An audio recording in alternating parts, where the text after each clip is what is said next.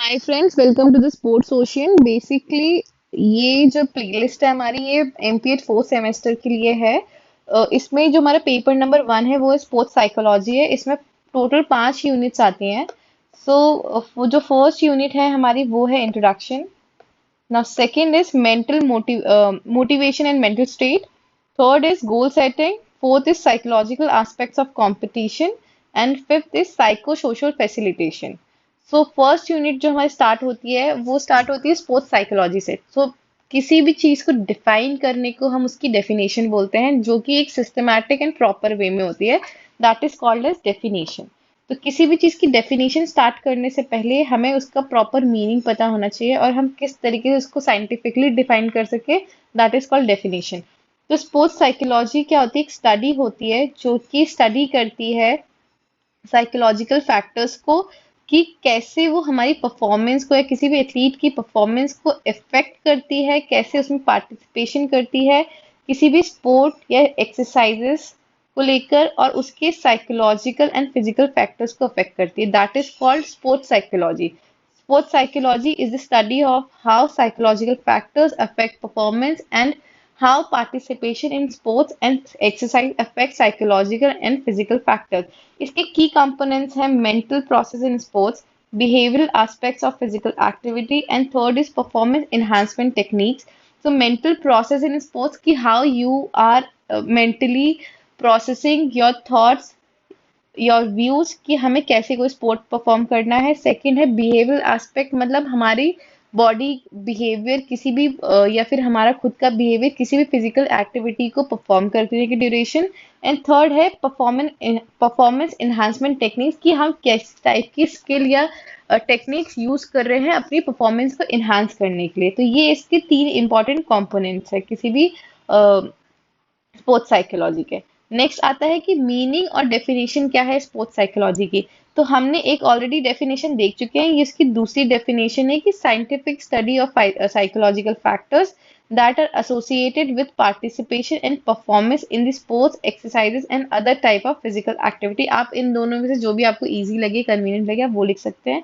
And next is कि उसका meaning क्या है, तो हमें मीनिंग भी समझ में आना चाहिए। तो स्पोर्ट्स साइकोलॉजी क्या होती है? वो फोकस करती है कि कैसे आपकी साइकोलॉजी और स्पोर्ट को इंटरसेक्ट करना, कैसे उन दोनों को मिलाना, ताकि आपकी जो मेंटल हेल्थ है वो इन्फ्लुएंस कर सके आपकी परफॉर्मेंस को, आपकी फिजिकल एक्टिविटी को, आपका जो भी स्पोर्ट है, आपका क्या मेंटल प्रोसेस है, उन सब चीज़ों को अच्छे से इंटरसेक्ट करके स्टडी करना, समझना कि आपकी जो मेंटल हेल्थ है वो आपके एथलेटिक के किसी भी एथलीट के परफॉर्मेंस को कैसे इन्हांस कर रही है, कैसे इन्फ्लुएंस कर रही है। ये इसका मीनिंग है।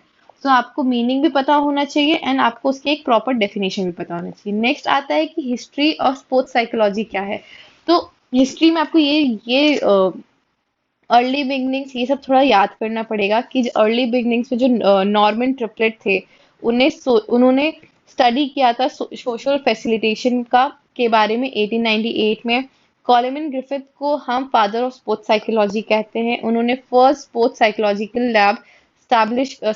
लैब स्टैब्लिश की थी 1925 में। की माइलस्टोन मतलब क्या क्या इसमें बहुत अच्छा अचीव किया गया है, तो इसमें डेवलप की थी applied sports psychology in 1960s and 70s में। स्टैब्लिश किया था प्रोफेशनल ऑर्गेनाइजेशंस जैसे एपीए डिवीजन 47। और मॉडर्न एरा मतलब करंट टाइम में इसकी क्या क्या क्या किस तरीके से स्पोर्ट्स साइकोलॉजी वर्क कर रही है। तो अब जैसे जैसे स्पोर्ट्स साइकोलॉजी का इम्पैक्ट बहुत बढ़ रहा है, ओलंपिक्स में बड़े बड़े लेवल पे गेम्स होने लग गए हैं, लोग आजकल बहुत पार्टिसिपेट कर रहे हैं, तो उसी तरीके से उसका रिकग्निशन मतलब उसको बहुत ही वैल्यू दी जाने लग गई है, और उसका इंटीग्रेशन टुवर्ड द एथलीट की ट्रेनिंग में भी हेल्प कर रहा है। देन उसके बाद एडवांस रिसर्च एंड टेक्नोलॉजीज भी स्टैब्लिश किए जा रहे हैं, जिससे जिसकी जिसकी मदद से एथलीट की परफॉर्मेंस एनहांस हो रही है। नेक्स्ट आता है कि प्रेजेंट स्टेटस क्या है स्पोर्ट्स साइकोलॉजी का इंडिया में।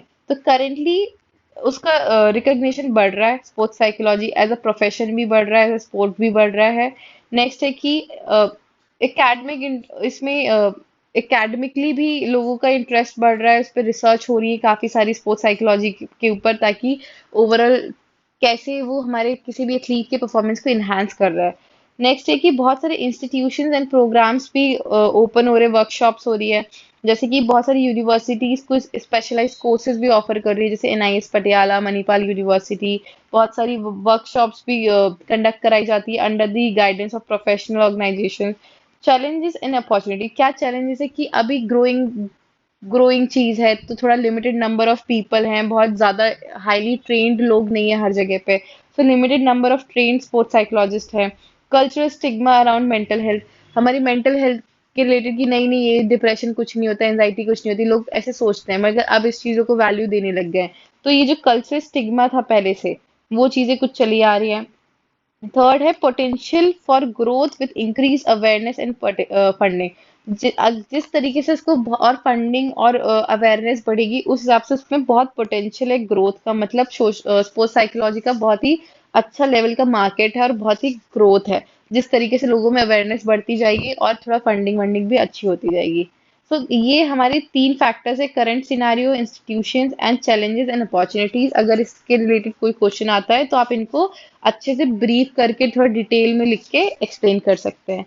नेक्स्ट आता है कि स्पोर्ट्स साइकोलॉजी की नीड क्या है हमको, कि क्या उसकी इंपॉर्टेंस है, क्या नीड है। तो फर्स्ट चीज है कि आपको उसकी परफॉर्मेंस एनहांस, मतलब आपकी परफॉर्मेंस अच्छी करने में हेल्प करता है स्पोर्ट्स साइकोलॉजी। जैसे आपको जब भी आपका कोई इवेंट है, कल अगर मेरा मैच है, तो मैं उसको अपने मैच के लिए आज से ही चीजें प्रैक्टिस करूंगी कि मुझे ये चीजें करनी चाहिए, तो हमें विजुलाइज करनी है कल की चीजें, ये हमारे मैच की चीजें। नेक्स्ट है गोल सेटिंग, हमें कोई भी टारगेट अचीव करने के लिए हमें पहले से गोल सेट करना पड़ेगा, तभी हम उस चीज को अचीव कर पाएंगे।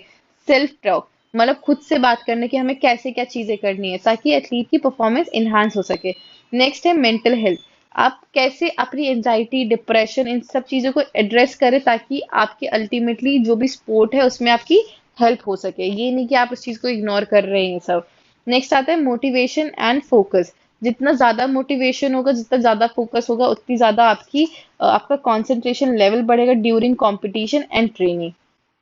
फोर्थ इज इंजरी रिकवरी, आपको जितना ज्यादा अच्छे से आपको बॉडी टाइप पता होगा, आपके मेंटल हेल्थ पता होगा, तो आपको इंजरीज को क्योर करने में और समझने में और स्पीडी रिकवरी में भी हेल्प करेगा, और आपका मेंटेन कर पाएगा मेंटल रेजिलियंस को।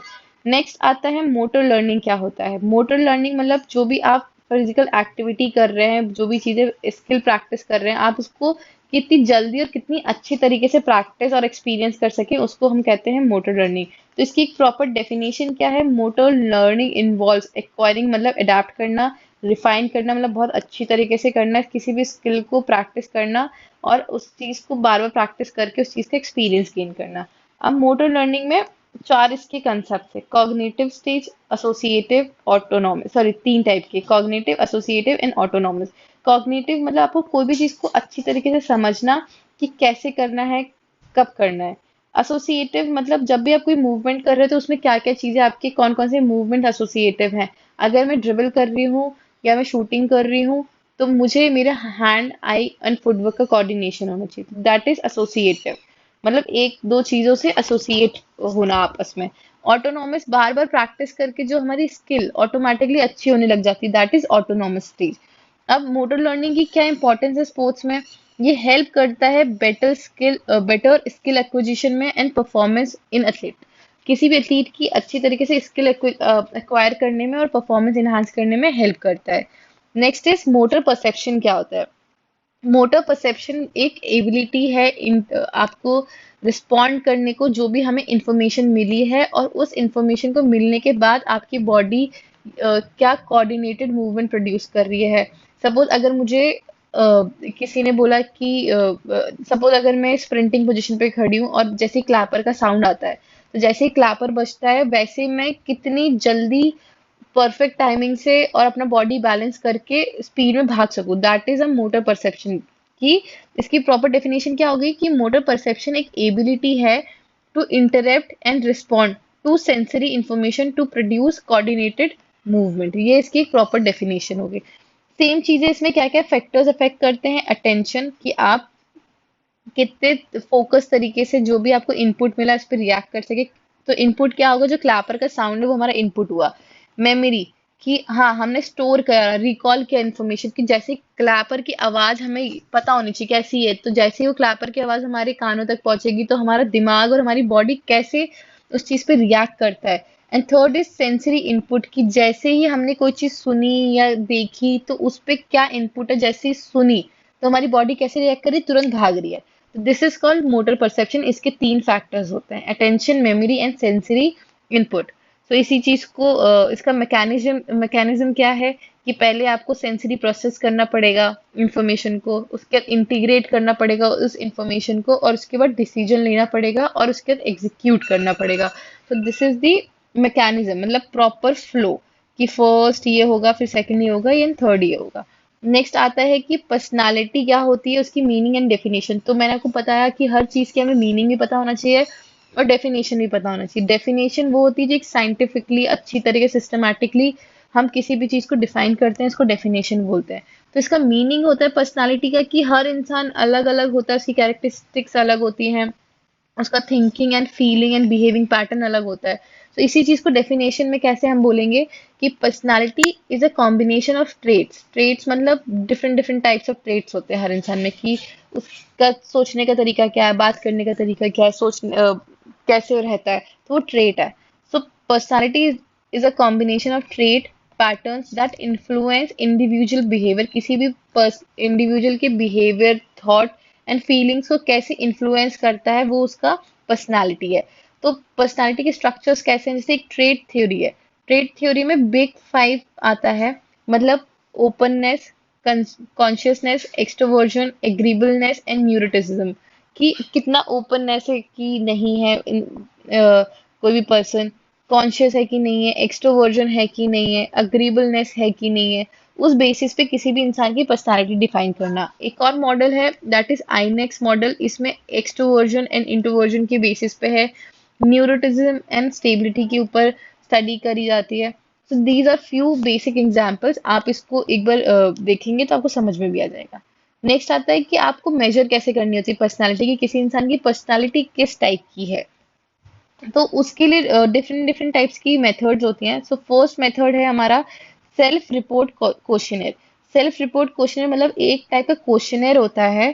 जैसे ये एक आपको फॉर्म मिल गया, उसमें आपको मार्क्स, जैसे जैसे ये न्यू PIR ये चीजें दी है। तो इसमें जैसे न्यूरोटिसिज्म मतलब एंजाइटी, एंगर, डिप्रेशन, इसको किस तरीके से वो हैंडल कर रहा है, तो यहाँ पे आपको मार्क्स देने होंगे। ठीक है। उसके बाद एक्सट्रोवर्जन में आ जाता है कि वो वार्म कितना है, मतलब अच्छे से कितना रहता है, ग्रीटिंग, असर्टिवनेस, ऐसे करके बहुत सारे फैक्टर्स दिए होते हैं। तो उस पे आपको मार्क्स देने होते हैं, उसके बेसिस पे आप उसकी चीजें फिल करते हैं।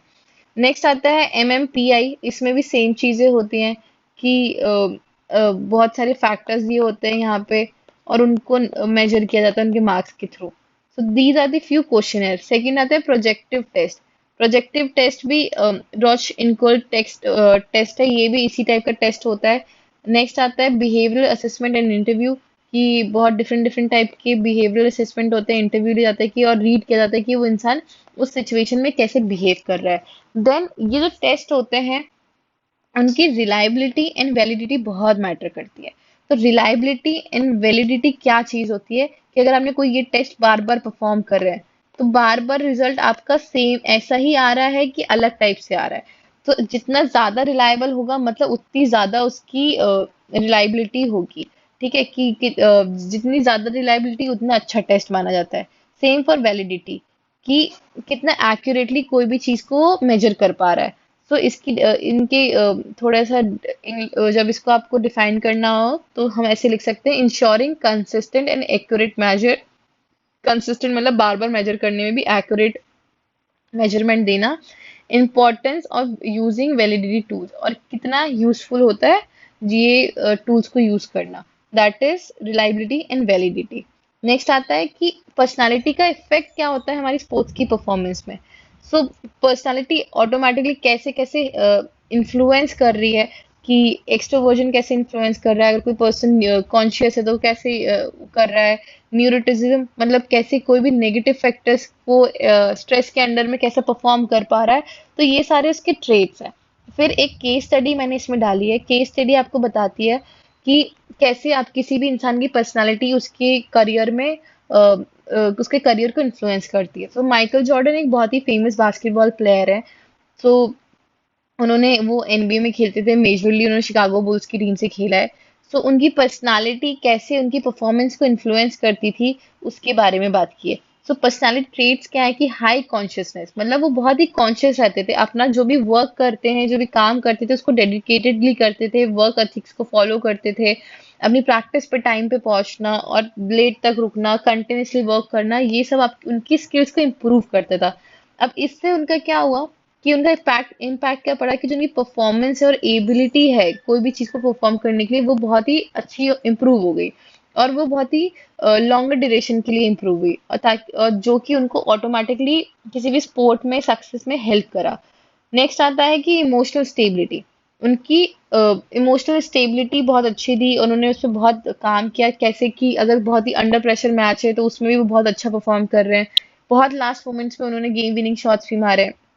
तो इसका इम्पैक्ट क्या है कि उनका सोशल स्टेबिलिटी अच्छा था, इसके कारण उनके क्रिटिकल टाइम पे राइट डिसीजन ले पाते थे, वो बहुत ही अच्छा परफॉर्म कर पाते थे, प्रेशर में नहीं आते थे। दिस इज इमोशनल स्टेबिलिटी उनकी इस तरीके से हेल्प करती थी। Third is openness to experience.